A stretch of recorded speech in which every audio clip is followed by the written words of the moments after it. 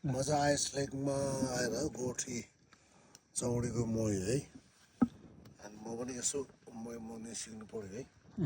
कसरी यसरी हो तल बिस्तारै माथि अलिक कसरी मासु बेसेर तान्ने तल चाहिँ बिस्तारै तल बिस्तारै हजुर काउन्ट गर्ने काउन्ट गर्ने है हजुर तिमी त एकदम तगडा रहेछ हेभी हुँदो रहेछ नि है अनि कति हजार गरे चाहिँ घिउ निस्किन्छ अरे कर्मचोकी अब नमद के अरे तातो पानी नहाल्नेसम्म त अलि 200-300 जति मर्नुपर्छ त्यहाँबाट चाहिँ अब चौडीसित मोही है हुन्छ अनि यो चाहिँ आइस लेक भन्ने ठाउँमा हो आइस लेक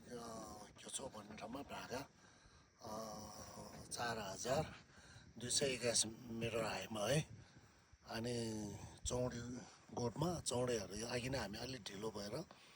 चौडी त छोडिसकेको छ है नेक्स्ट टाइममा चाहिँ ठ्याक्कै 2-3 टाइममा भेटेर आउँछ है त हस् त ल